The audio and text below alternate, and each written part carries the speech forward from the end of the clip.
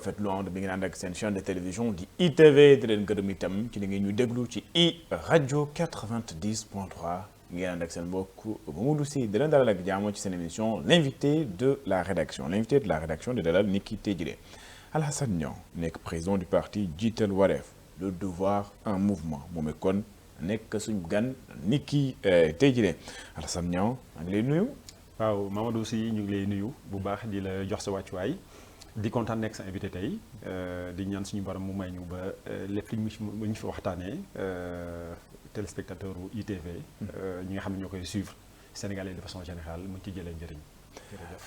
ñu nar a nag soq ak moo waxtaan ci ponk yu bëri xam nga ne actualité bi jëm ci wàllu fonds secret politique la ñuy waxtaanee. waaye itam déclaration de patrimoine président de la république dañ ko war a yaatal wala duñ ko yaatal président assemblée nationale ak ki nga xam ne mooy premier ministre ñu waxtaan ak moom itam ci nga xam ne moom moo xew-xew bi yokkute njëg yi jëm ci wàllu carburant gi li nga xam ne moom mooy super essence ak yi nga xam ne itam moom mooy gasoil gi leen ñu waxtaan itam ak élection locale ak yeneen ponk yoo xam ne aju na ci mbirum koom-koom Alassane Niang dañoo xëy ñu gis ni gouvernement bi dafa daal di publier benn communiqué nee ñu li nga xam ne moom mooy njëg essence yi ak gasoil delloon nañ ko fu mu nekkoon ci atum 2019 ndaxte dañ ko wàññi woon ñoom bu ñu ñëwee loolee ñu bëri gis ci yokkute ci jamono ji nga xam ni situation bi toll na nii yow en tant qu'acteur politique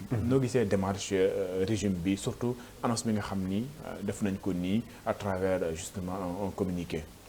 waaw loolu dañuy tàmbali di masawu sénégalais yi ndax naam li ñu woowee inflation dafa doon loo xamante ne ça s'inscrit dans la marche normale des États ndax njëg bi nga xamante ne yaa ngi koy am il y a 10 ans wala il y a 20 ans boo ñëwee 10 ans wala 20 ans après njëg boobu mënu doon la même chose donc mën nañu comprendre loolu mais li tax communiqué bi nga xamante ni gouvernement bi génnee na ko jëmale ci yokkute njëgu essence ak carburant ak diesel li tax mu doon loo xamante ne lu ñu war a bàyyi xel la ci lu ñu war a taxaw la dafay wane ni lu ñu woowee impréparation maanaam nguur bi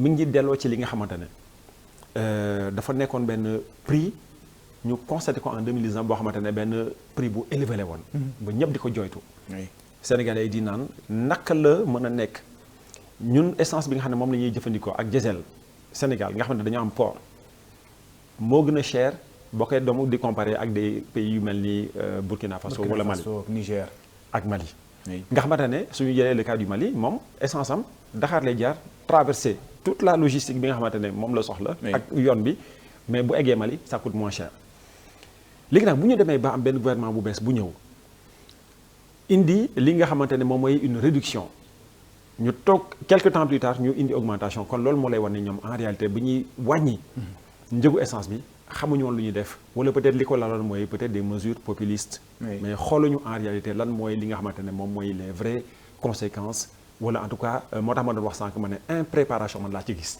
parce que nit ki mënuloo jël benn mesure pour soulager askan bi chemin faisant nga dellu si ginnaaw remettre li nga xam ne moom mooy prix bi nga xam ne moo fi nekkoon kon loolu day wane ne on est dans un pilotage à vue pilotage à vue nag ku ci nekk da ngay jéem a dem mais boo demee ba gis ni en réalité yow destination bi nga xam ne moom nga jël nekkul la bonne destination da ngay obligé di ajuster donc loolu moo tax ma jàpp ne donte dañ koy vraiment dañuy masawu askan bi parce que aujourd'hui ñu ngi ci situation économique ak sociale bu doy waar boo xamante ne bu nekkee soulagé wu ñu askan bi waruñu leen teg loo xamante ne mënuñu ko parce que nit yi dañu amatul sax lu ñuy jëndee carburant bay mën a supporter li nga xam ne moom mooy ay hausse de carburant mais dañuy laaj ñu ne un pays boo xam ni naam mu ne producteur du pétrole depuis 2024 ñu ne pays boo xam ne day am pétrole am gaz muy xëy au lieu ñuy wàññi njëg yi waaye njëg yi dañu delluwaat fu ñu nekkoon wala bokk ñu leen di yokk comme nuñ ko gisee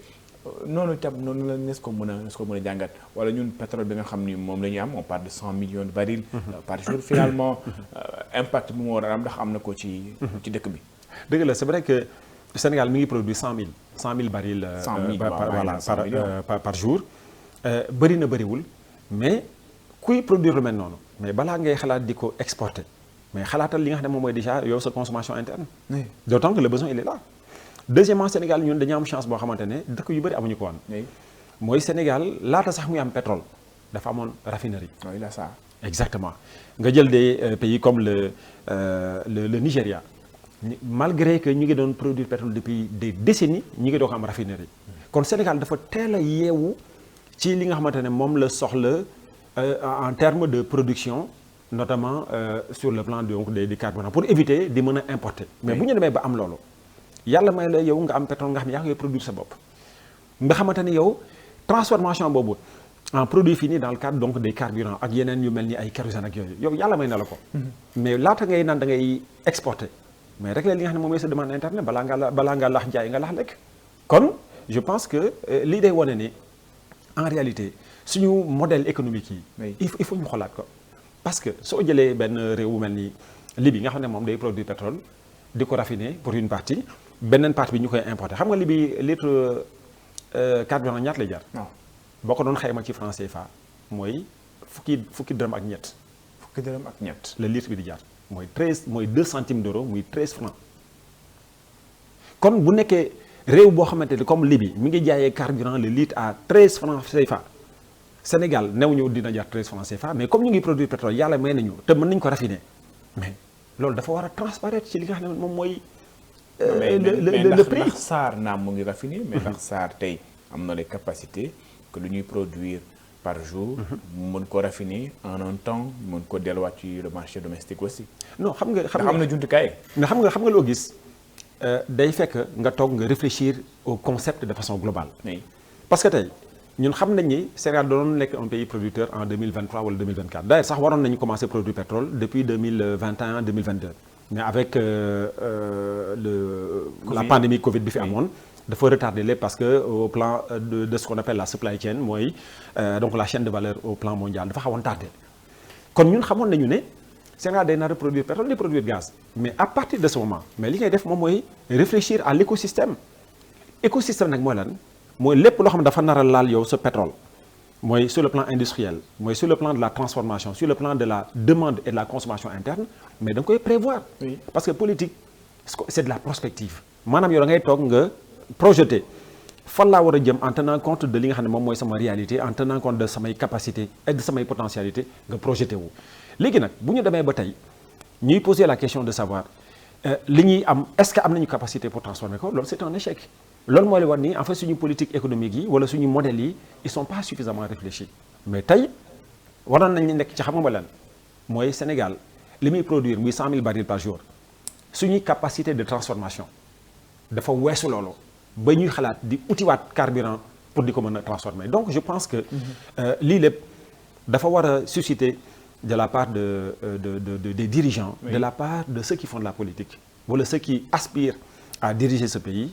Nous réfléchir sur maintenant des modèles qui nous permettent de traiter ces questions de façon définitive mais li am ba am mooy mënuñu nekk ci réew boo xamante ne ñu ngi produire pétrole ñu ne pétrole bi xaalis bi gisuñu ko pétrole bi ci boppam au lieu que mu indi au moins nga xam ne nit yi sax bu ñu gisee la xaalis pétrole bi au moins ñu mën a jëfandikoo li nga xamante ne moom mooy au moins le fait que le Sénégal soit un pays producteur ci li nga xam ne moom mooy au moins le prix du carburant au moins dañ ne ci rapport ITIE bi 200 su ma juumalee quelques milliards ñu ngi ko delluwaat ci budget bi ndaxte 200 milliards yooyu sax ñu ne production pétrole bi ak gaz bi moo ci dooleeku au-delà même ci li nga xam ne moom mooy des entreprises. non 200 milliards pour un pays producteur c'est une goutte d'eau c'est rien loolu man c'est vrai que le rapport de l'ITIE il faut que mu def ay rapport am di joxe information mais man pour man montant boobu sax gars yi war ñu ko évoquer parce que pour man dafay gën a yàq sax ka defar parce que boo déggee ñu ne yow ngay produire 100 000 barils par jour ngay produire gaz ñu ne loolu lan la indil sur un budget de 7 000 milliards ñu ne la 200 milliards la indil 200 milliards ci 7 000 milliards xam nga ñaata la en termes de pourcentage. motul sax 5%. ah mais d'où la question des renégociations de contrat ak yeneen ak yeneen. ñu ko doon wax mais apparemment c'est un peu plus technique que lu ñu ko xalaatee. non pour man le problème se pose moins en termes de négociation wala renégociation. que de modèle. c'est que dafa am loo xamante ne moo tax encore une fois il faut que suñu réew. commencer di xalaat politique publique yi dans le cadre d'une vraie prospective dans le cadre d'une vraie planification parce que mënuloo am alal man tey mënuma ñëw sa kër dugg sa biir kër gis fa loo xamante ne lu am solo la. mu ñëw di ko jëfandiku à ton détriment c'est pas possible. naam investisseurs ñoom ñoo ñëw indi seen i xaalis ça on peut le comprendre ñoom ñoo def des investissements mais nañu jàpp ne alal bi en plus alalu Sénégal c'est inscrit dans la constitution comme étant le patrimoine du peuple sénégalais. kon patrimoine boobu bu ñu ko naree altérer à travers des investissements mais il faut que loolu ça doit se faire dans les deux sens. ki nga xam ne moom moo indi alalam ak ki ko moom. mais ça ne peut pas se faire dans un sens boo xamante ne qui est à sens unique mais leneen li comme je disais tout à l'heure la moo tax man gëwuma trop renégociation. ma xamal li ma gën mooy lan parce que Sénégal am na 37 puits pétroliers la am ñaata lañ ci nekk di exploiter actuellement bëriwul. Sangomar Yaakaar Teranga et cetera am na waaw Teranga mooy Grande Tortue. voilà Meyim. léegi nag boo xoolee yow li nga xamante ne moom mooy li nga xam ne moom la ñuy nekk di exploiter actuellement. par rapport ak exactement par rapport ak potentiel bi nga xam ne moom la ñu am. mais c'est de dire ok pourquoi ne pas tenir compte de l'expérience actuelle lan la Sénégal dugal en termes de participation. tenir compte également de li nga xam ne moom la Sénégal astuut bi mu ci am. xool comment partir justement de cela pour mën a xool Sénégal prochaine fois au lieu que muy jël ay majors yoo xamante ne ñoom ñoo ñëw di exploiter. mais Sénégal dafa war a dem uti l'expertise d'autant que l'expertise sénégalaise elle est à foison. foo dem ci àdduna bi di nga fa gis ay ingénieurs yoo xamante ne dans le domaine de la pétrochimie. ñu xool naka la ñu mën a lëkkaloo ak ay structures yoo xamante ne au lieu que ñoom ñoo def investissement ñun dañuy di jël ne leen kaay la ngeen tabaxal ñu mais on exploite pour nous-mêmes. je prends l'exemple par exemple des autoroutes Sénégal lan la commencé nañu ak autoroute à péage bi nga xam ne Eiffage moo koy gérer. mais qu'est-ce qui s'est passé on a tenu compte de l'expérience pour dire dorénavant autoroute bu ñu tabax Sénégal on a créé une société qui s'appelle autoroute du Sénégal nga xam ne moom moo koy gérer nit gis nga boo amee patrimoine bul ko jégaane bu nekkee expérience bu bees mën nañu comprendre nga ne ok damay jëli koo xamante ne moom expertise bi mais à partir du moment où yow xam nga léegi yoon bi jëmal nga demal sa bopp moo tax ma jàpp ni affaire bi dugg ci ay renégociation loolu guddal jël la. léegi ba tey ci question économique ça me paraît essentiel. ñu ne li nga xam ni l'État du Sénégal bi wax yeneen ci ay économistes nee nañ dañoo war a dem ci restructuration ndax jàpp nañ ni xëy na sax li nga xam ni moom mooy delluwaat njëg ya fu mu ne woon en 2019 wala ñu ne yokkaat njëg yi ndax dañ ko wàññi woon 75 francs ak 70 francs ñu ne yokkute boobu dafa mel ni c'est un signal boo xam ni bu ñu joxee FMI ndax FMI war na ñëwaat fii au mois de septembre prochain restructuration boobu ndax yow da nga jàpp ni moom mooy solution bii pour ñu génn ci jafe-jafe yi nga xam ni ñu ngi koy nekk ndax FMI depuis 2 ans les 1,8 millions d'euros milliards voilà, c'est ça millions ou millions non milliards 1,8 milliards 1,8 milliards yi nga xam ni war nañu koy jox ba tey génnagul ndax loolu mun a nekk bunt boo xam ni xëy na relation yi dina mën a baaxaat. dëgg la non Sénégal en réalité quand on parle de restructuration en fait question bi da nga koy xoolee sur 2 paramètres. dafa am lu ñuy woowee la restructuration de la dette maanaam bor bi nga xamante ne dañ koy yoreel marché financier yi les partenaires techniques et financiers et cetera diis boo xamante ne gis nañu ne le service de la dette aujourd'hui a beaucoup de mal.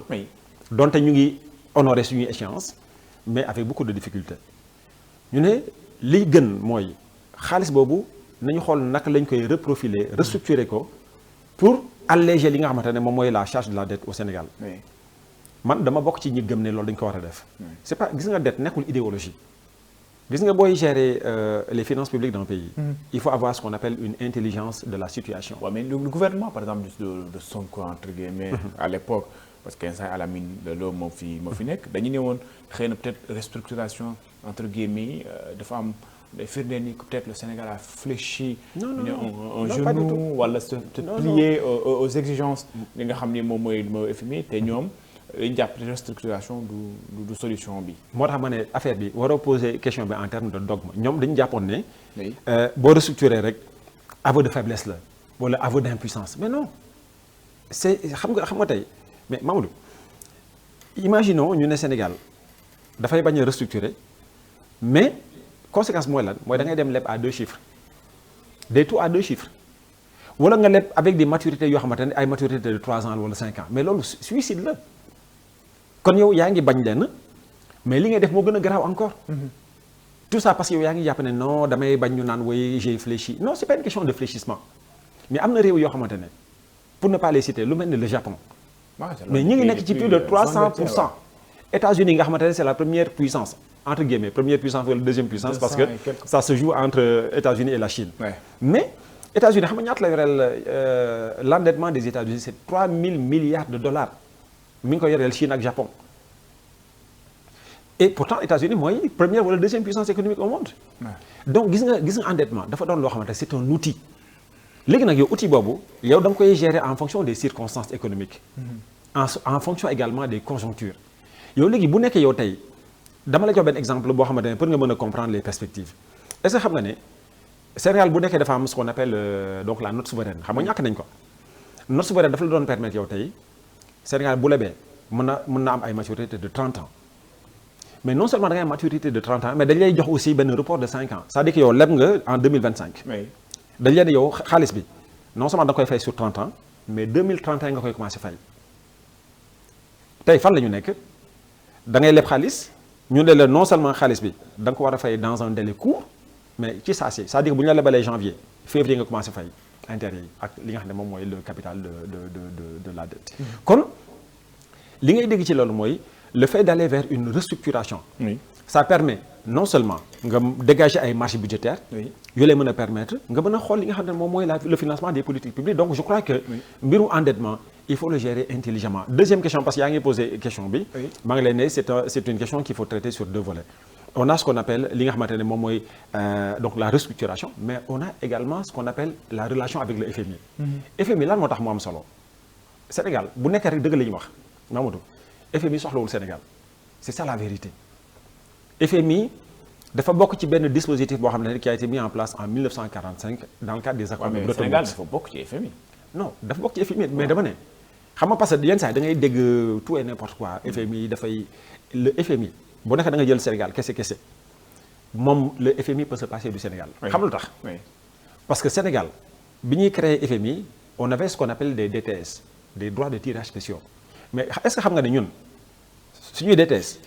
on a renoncer de façon volontaire à nos DTS au profit de la France avec notamment le franc CFA muy Sénégal muy Burkina muy Mali tous les pays qui ont en partage le franc CFA ont renoncé définitivement donc ci seeni DTS au profit de la France donte bi Covid bi amee am na mécanisme yu ñu mettre en place pour permettre que réew yu mel ni Sénégal mën a am ay tirages spéciaux mais en réalité boo xoolee même gis nga bi France naree remplir ces critères de convergence pour mën a dugg ci biir euro.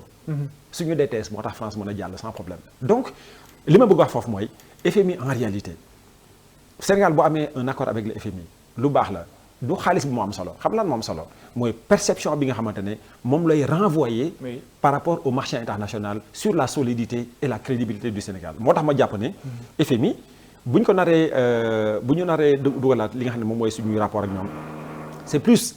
dans une perspective de rassurer le marché, de polir li nga xamante ne moom mooy l'image du Sénégal vis-à-vis des investisseurs et faire en sorte que ku dégg Sénégal non Sénégal moom amul problème parce que ñu ngi ànd ak FMI te FMI day doon benn genre cultus wala une onction li nga xamante ne moom mooy sur la solidité du Sénégal donc je crois que dans les deux cas il faut faire preuve d'intelligence moom laay wooye intelligence de la situation et aussi état xam nga Mamadou boo nekkee yor la destinée de 19 millions de citoyens mënuloo taxaw di entêté wu en disant yoon bi fii la je ferme les yeux dam fay dem il faut que ngay taxaw ngay xool di xool ce qu'on appelle les rétroviseurs di xool angle mort yi lan moo baax lan moo baaxul ngay ajuster on appelle ça l'intelligence situationnelle et c'est dans cette perspective qu'il faut traiter ces questions ba tey dans le domaine économique xam naa ne léegi ma dugaat ci mbiru politique bi dafa am benn plan bu fi ne de presse plan de redressement de l'économie économique et sociale su ma juumul c'est un héritage de l'ancienne équipe gouvernementale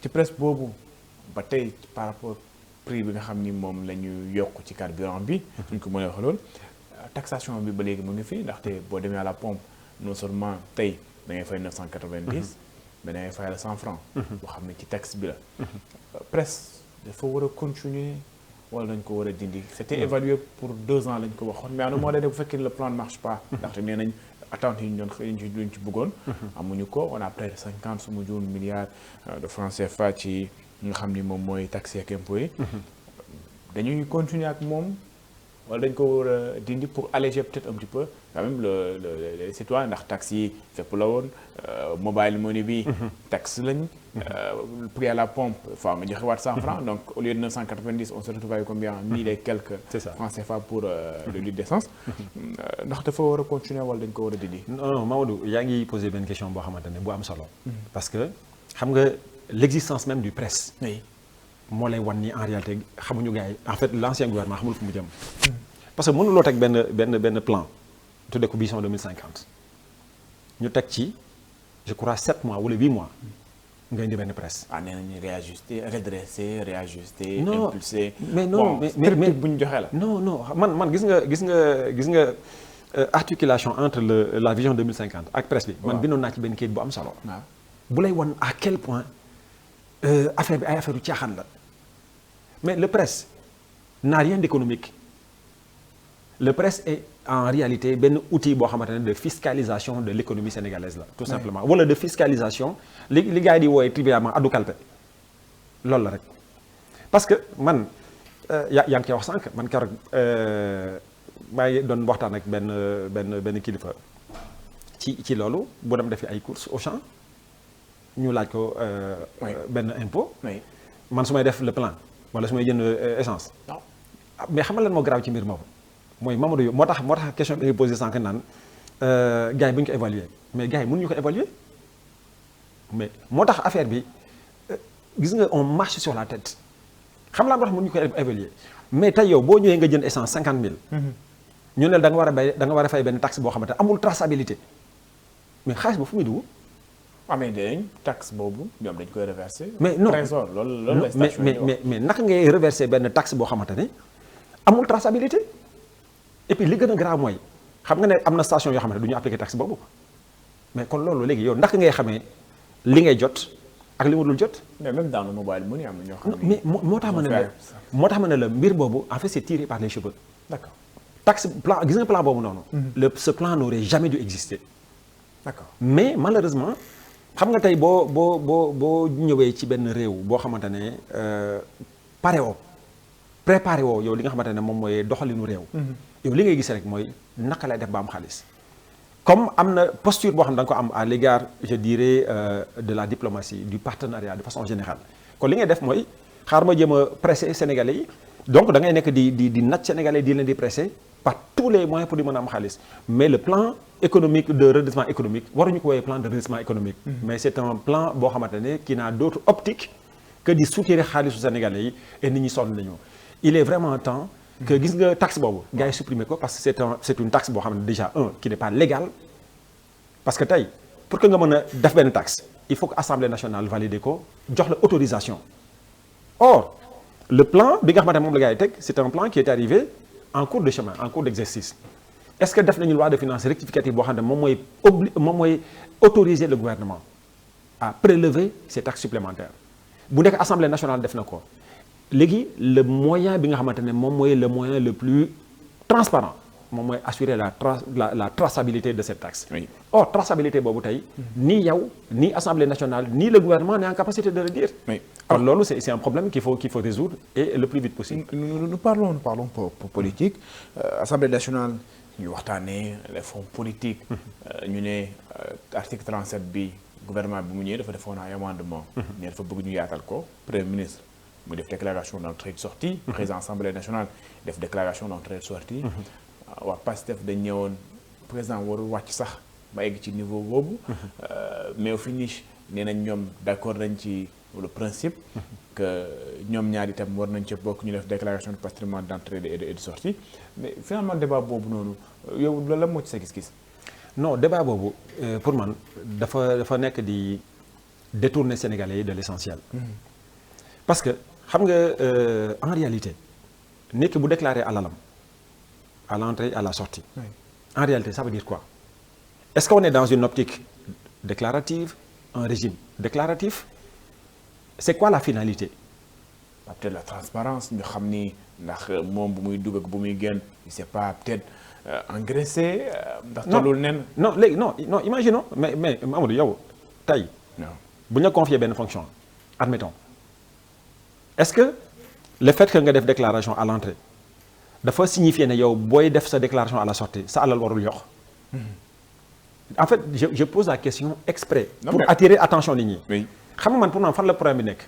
là où on doit mettre l'accent c'est pas des problèmes de déclaration gis nga fii képp koo xamante ne parce que la loi elle existe c'est pas seulement ay président de l'Assemblée ou le premier ministre ou le président de la République loi dafa ne képp koo xamante ne yaa ngi ordonné benn budget de 1 milliard minimum da nga war a déclarer sa da ngay devenir ce qu'on appelle un assujetti da nga war a déclarer sa alal loolu c'est la loi c'est valable pour tout le monde léegi man pour man loolu doyul parce que boo jàppee loolu rek xam nga chacun essaye de se focaliser sur le fait de dire non waa ji déclaré na déclaré wul gis nañ fi koo xamante ne déclaré neen 4 millions la am loolu est-ce que dëgg la est-ce que loolu léegi nag gis nga moo tax question bi c'est très intéressant léegi loolu qu'est-ce qu'on fait de ça quelle est la fiabilité et la véracité des données qui sont transmises. Ouais, mais l'OFNAC a le plein pouvoir aujourd'hui de pouvoir aller vérifier. Non, dëgg la des fois il y a une démarche. loolu ci compétence am. non dëgg la non damay dem en fait je pose la question je dirais à dessein pour susciter li nga xamante ne moom mooy la réflexion des autres. xam nga lenn li moo leen pour man gis nga boo bëggee régler la question de la transparence de la vie publique et la vie politique xam nga looy def. gis nga déclaration ak yooyu pour man c'est un élément d'une chaîne. xam nga lan mooy le vrai problème te kenn bëgg ko laal. waaw moom mooy le contrôle a priori mooy nit ki. xam nga yow tey bu nit ki demee ba détourné mais le mal est déjà fait c'est trop tard. Oui. dans le meilleur des cas di nga ko jàpp naan nit ki détourné nga dugal ko prison mais alalu askan bi say na xam nga fan la ñu war a mettre l'accent. sur les contrôles a priori maanaam nit ki même bu nekk dafa bëgg a détourné. oui da ngay mettre en place des mécanismes yoo xamante ne du ko mën. d'accord. Contrôle a priori de la légalité, contrôle a priori de la légitimité de la défense. D'accord. À partir de ce moment di nga mën a garantir li nga xamante ne moom mooy un dispositif qui soit transparent et qui permet que alalu askan bi dépenses publiques yi ñu koy gérer comme il se doit mais loolu boo ko defulee jël lépp ba ko lal ci ay dépenses naan waa ji xaw ma déclaré na lii wala déclaré non loolu c'est pas ça. Là, la question on me presse un petit peu là mais faaw ma ñu waxtaane ko les fonds politiques. ñu koy waxtaanee fonds politiques fonds secrets fonds spéciaux ça fait beaucoup de pompes beaucoup de fonds à voir ñu ne président de la République de l'Assemblée nationale war na am sañ-sañ contrôler ko wala voter benn loi boo xam dañ koy encadrer am na ñoo xam ne ñu ne loolu c'est dans le domaine privé du président de la République vous êtes pour un contrôle des fonds politiques très rapidement parce que là le temps nous presse. Non les fonds politiques xam nga quand on pose la question il faut poser la question avec un degré de sincérité. Oui. En réalité président dafa am pouvoir de discrétion. Oui. Ni ma amee pouvoir de discrétion da nga koy appliquer ci ay paramètres yu bëri que ça soit sur le plan de la gestion des fonds spéciaux que ça soit sur le plan xam moom mooy nommé aux différents emplois civils et militaires. Donc dafa am ay pouvoir discrétionnaires yoo xam ne moom moo ko moom. am ay pouvoir yoo xam ne daf ko bokk ak le premier ministre qu'on appelle les pouvoirs partagés. léegi nag man la question des fonds politiques est-ce que war nañu ko contrôler man ma position elle est claire de ce point de vue et loolu c'est une position de principe du pour Massamba du pour Mademba et c'est une position boo xamante ne qui est valable pour l'ensemble des États à travers le monde président dafa am loo xam ne moo ko moomal boppam.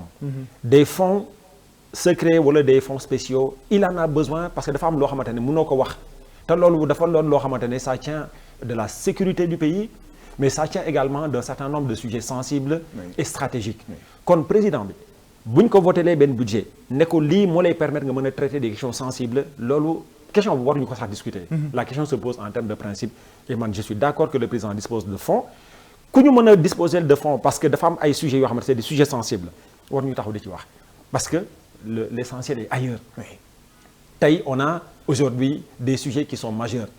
moom laay doon expliquer yenn xarit yi ma doon waxtaanal ma ne tey on est en train de parler de fonds politiques yi ñaata la on dit 9 10 11 milliards xaalis bu bëri la dëgg la mais gis nga tey boo xoolee par exemple ce qu'on appelle la circulation de la masse fiduciaire du Sénégal xam nga yaa ngi ci ñaata on est à plus de 70 000 milliards par an mais yow Maodo doo nekk di toppatoo 70 000 milliards yooyu naka ngay structurer xaalis boobu nga xamante ne moom mooy la masse monétaire bi circuler Sénégal naka nga koy structurer dans l'optique de garantir un investissement qui soit productif, oui. Qui permette aux Sénégalais de pouvoir avoir un emploi, qui permette aux gens de pouvoir envisager le progrès économique et social. Oui. Mais ngay taxaw di naan ay fonds politiques bi il faut dépouiller la politique du Sénégal des pratiques politiciennes.